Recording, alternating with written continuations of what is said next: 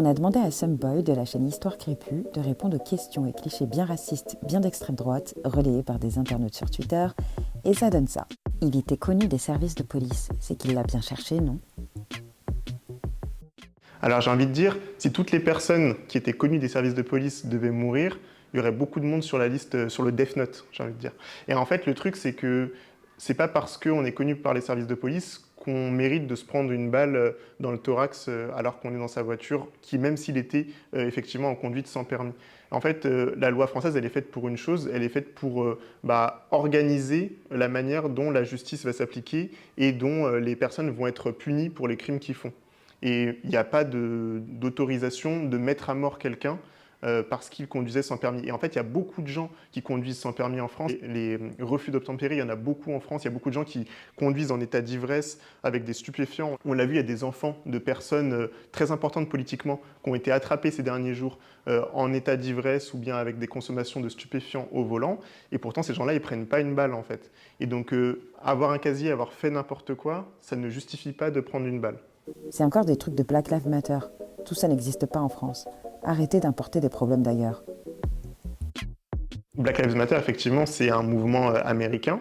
Mais d'ailleurs, en France, il n'y a pas d'association Black Lives Matter, à ma connaissance, qui se soit mis en place. Par contre, il y a des associations beaucoup plus anciennes qui existent et qui sont, par exemple, je pense au mouvement Immigration Banlieue. Il y a plein de mouvements en fait français qui existent depuis les premières violences policières qui datent justement des années 60. Ce n'est pas les premières, mais en tout cas qui concernent vraiment les personnes issues de l'immigration.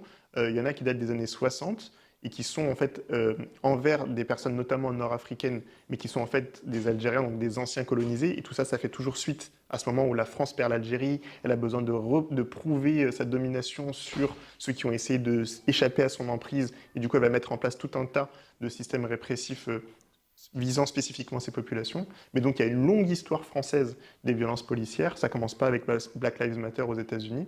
Et aujourd'hui, quand on nous dit qu'on reprend les trucs américains, je sais pas, écoutez-nous, en fait, juste regardez ce qu'on fait, regardez comment les mouvements se mettent en place. Vous allez voir qu'ils sont ancrés dans une histoire très française. Et justement, c'est une tentative de diversion à chaque fois, de nous envoyer regarder vers les États-Unis. Donc ils nous disent, vous importez des États-Unis, et en fait, ils nous forcent à nous positionner par rapport aux Américains. Les Asiatiques, les Italiens, les Portugais se sont bien intégrés, eux, non? Pourquoi c'est toujours compliqué avec les Noirs et Arabes? Je pense que la question de l'intégration, c'est vraiment, on a beaucoup d'idées reçues dessus. Et en fait, les Italiens ou les Portugais ou toutes les immigrations européennes, elles ont aussi beaucoup galéré à s'intégrer. Et si on regarde les textes dans les années 1800, 1900, quand on voit la manière dont les Français parlaient des Italiens ou des Portugais, le racisme, il était énorme et les populations, elles ont tout autant subi et étaient obligées de s'écraser complètement pour réussir à se rentrer dans le moule français. Mais le truc, c'était qu'ils étaient blancs, et donc il y avait une plus grande facilité au bout de la deuxième génération à passer pour des Français. Donc aujourd'hui, à part le nom, il y a beaucoup de gens d'ailleurs qui ont dû transformer leur nom pour passer, mais en fait, tu peux te dire, ah, c'est peut-être un Français des Pyrénées ou je sais pas quoi. Et donc, en fait, on les ramène plus difficilement à leur origine immigrée. Alors que dans le cas des populations noires et arabes, il y a une histoire coloniale qu'il ne faut vraiment pas oublier, et je pense que c'est ça le cœur du problème dans cette question de l'intégration.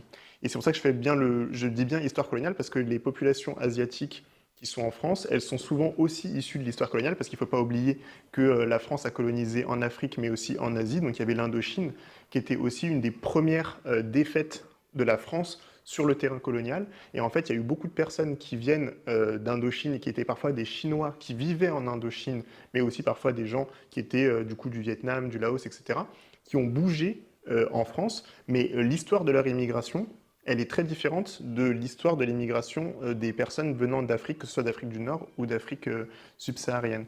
Et en fait, le truc, c'est que l'Afrique du Nord et l'Afrique subsaharienne, il y a eu toujours un rapport extrêmement violent de volonté de mater ces populations.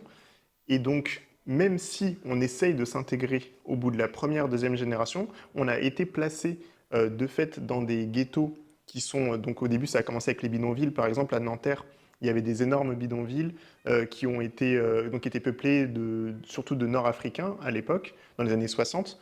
Et ensuite, c'est ces personnes qui ont été mises dans des grands ensembles parce qu'on se rendait compte que c'était vraiment trop insalubre et qu'il fallait les déplacer dans des endroits un peu plus voilà, vivants. Ça, c'est les cités. En fait, c'était des ghettos qui ont été complètement délaissés.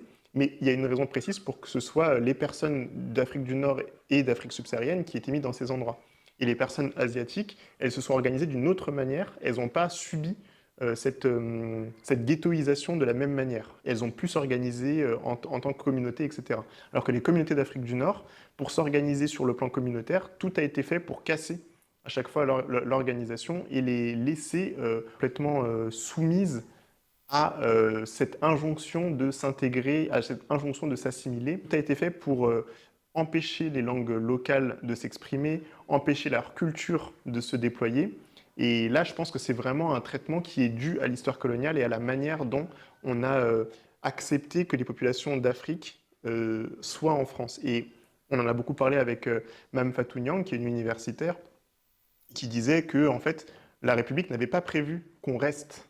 C'est ça le truc en fait. C'est-à-dire qu'elle avait prévu qu'effectivement il y ait des mouvements, juste parce que ça commence juste après la colonisation, hein, il y a des mouvements de personnes colonisées, d'anciens colonisés qui viennent en France, notamment pour reconstruire la France après la Seconde Guerre mondiale, mais aussi pour trouver du travail. Ensuite, elle se rend compte qu'elle ne veut plus de ces personnes, elle veut les expulser, mais il y en a qui sont déjà là, il y en a qui ont eu des enfants qui sont nés sur le sol français.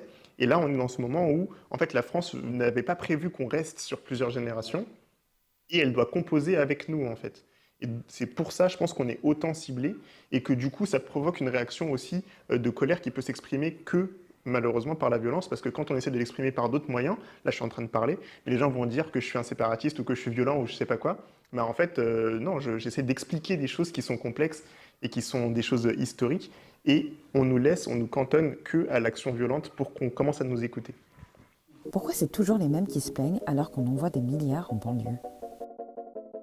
Alors c'est vrai qu'il y a eu des énormes plans dits de rénovation urbaine, on parle de l'ANRU, qui ont injecté beaucoup d'argent dans les banlieues pour notamment la rénovation des bâtiments, la destruction de certains bâtiments, la création d'arrêts de bus, de métro, etc.